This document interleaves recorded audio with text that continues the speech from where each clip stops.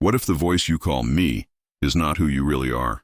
And the moment you realize that, your entire reality begins to reorganize itself. Stay with that question for a second, because if you've ever felt like you're awake but still trapped, aware but repeating the same emotional cycles, reaching for something you can't quite name, then this is not random that you're here. This moment is not an accident. And what you're about to hear may feel unsettling at first, not because it's wrong, but because it's familiar in a way you were never taught to recognize. Most people believe they are their thoughts, their memories, their habits, their personality. But in quantum consciousness, those are not the source. They're the interface, a compression layer, a survival model created by the brain to navigate uncertainty, reduce chaos, and keep the system functional inside a world that feels solid, predictable, and safe. The problem is that this interface was never designed to evolve forever, and when it becomes outdated, it doesn't upgrade gently. It destabilizes, it fractures, it collapses. This is where the confusion begins, because from the inside, collapse feels like anxiety, restlessness, a quiet dissatisfaction you can't explain. It feels like waking up every day with the sense that something is off, but you don't know what. Same fears, different faces. Same relationships, different names. Same pain, new costumes. And you start asking yourself why nothing truly changes, even when you try, even when you work on yourself, even when you understand more than the people around you. What almost no one tells you is that this isn't failure, it's not weakness, and it's definitely not a flaw in your character. It's a signal from the quantum field itself, a pressure wave from a deeper layer of reality, your reality, pushing against an old structure that can no longer hold your frequency. In the field of quantum mechanics, observation doesn't just measure reality, it participates in it. The observer effect reveals that consciousness is not a passive witness, but an active agent in how possibilities collapse into experience.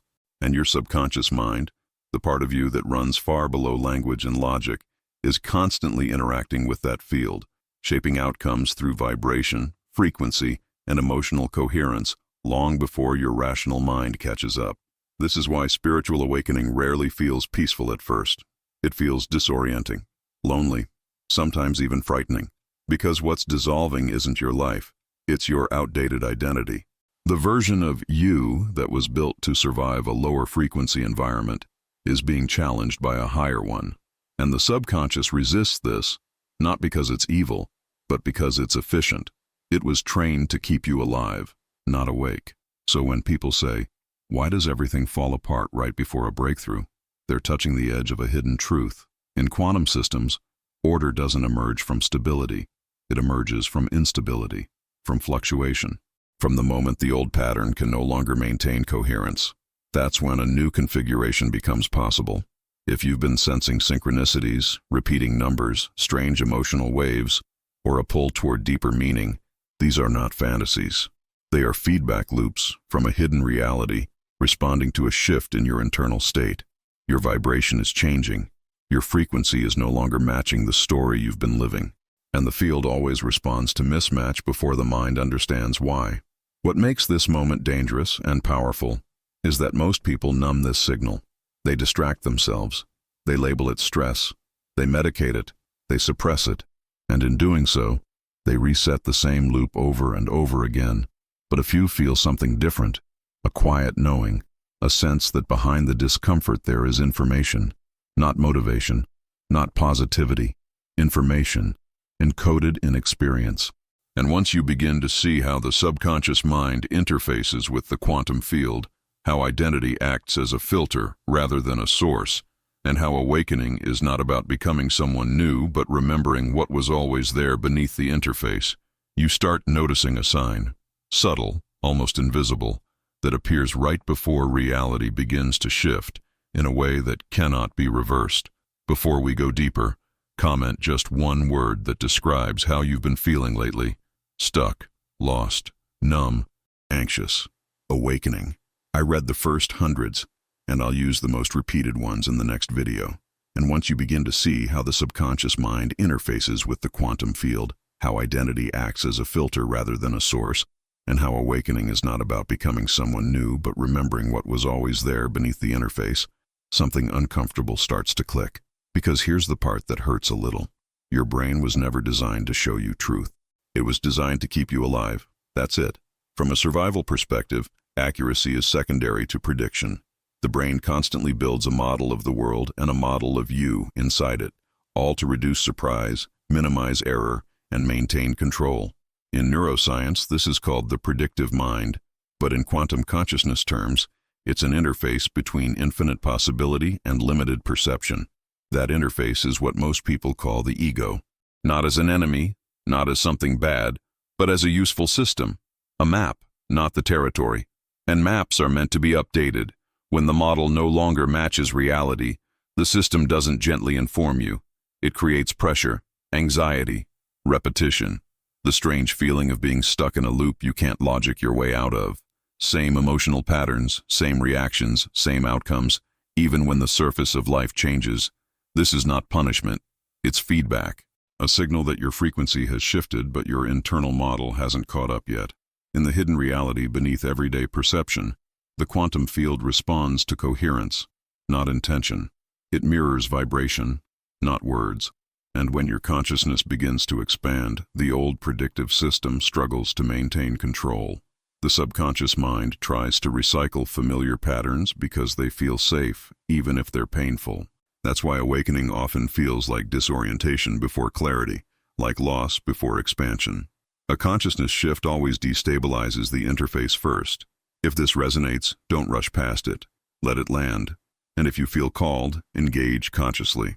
A simple like, a comment sharing what you're noticing, or choosing to subscribe isn't about numbers here. It's about strengthening a field of shared inquiry, a space where perception can evolve through exchange. This channel exists for that reason, and your presence shapes it more than you realize. What comes next builds directly on this. Because once you understand that the you've been protecting is a model, the question is no longer why reality feels stuck, but what happens when the model finally begins to reset. What happens when the model finally begins to reset is rarely gentle. This is where many people feel like the universe is breaking them, when in reality, it's repeating itself through them. You don't relive the same pain because you're cursed or weak. You relive it because the system is trying to predict, control, and finally master what once overwhelmed you. In psychology, this is repetition. In quantum consciousness, it's the subconscious mind replaying a familiar frequency inside the quantum field, hoping this time the outcome will change, so you call it fate. Bad luck, a pattern you can't escape. But underneath, it's often the same script running again and again in the hidden reality of perception. Same emotional tone, different characters. Same abandonment, same pressure, same feeling of being unseen, just rearranged. The loop isn't punishment. It's a program asking for an update. And the more you resist seeing it, the more life increases the signal. That's why reality can start to feel like it's pushing you, tightening circumstances, amplifying discomfort, until awareness finally breaks through. From the perspective of the field, nothing is random. The quantum field responds to vibration, and your nervous system broadcasts memory as frequency. Trauma isn't stored as a story, but as energy. The subconscious mind doesn't understand time, only familiarity.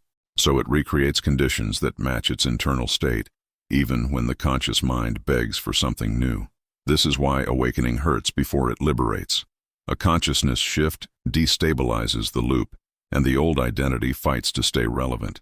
If this feels uncomfortably precise, pause for a moment. There's a simple test coming in a few seconds. Answer it honestly. If you say yes to just 2 questions, you're not failing at life. You're in a reset.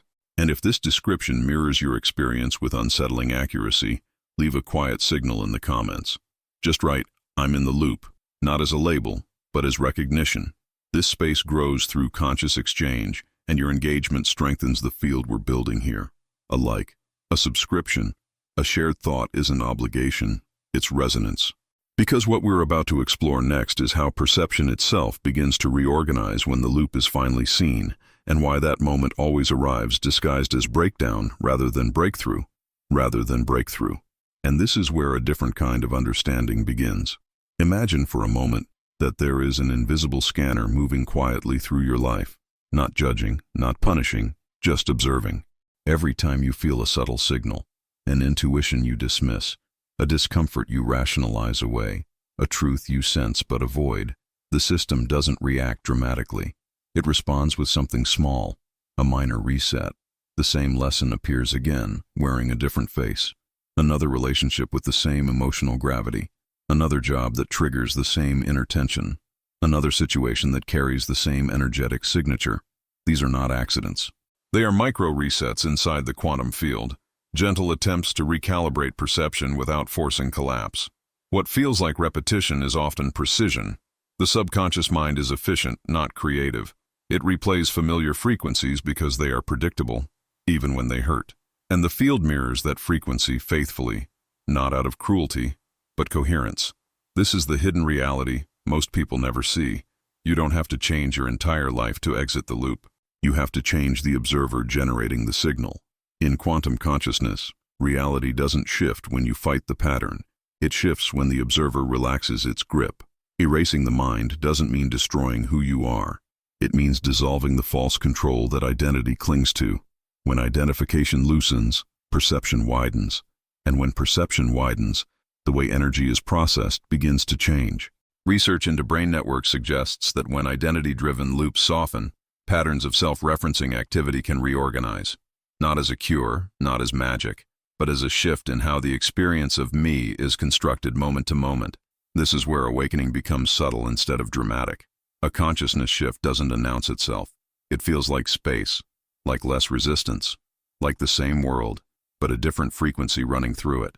If this experiment resonates, if you can feel its logic rather than just understand it, let me know. Comment, guide me, if you want this turned into a short, guided practice in the next video.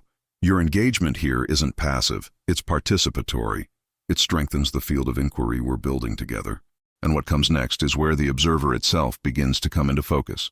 Because once you see how the scanner works, the next question is, what happens when you stop triggering resets and start choosing perception consciously? Because the real secret was never becoming someone else.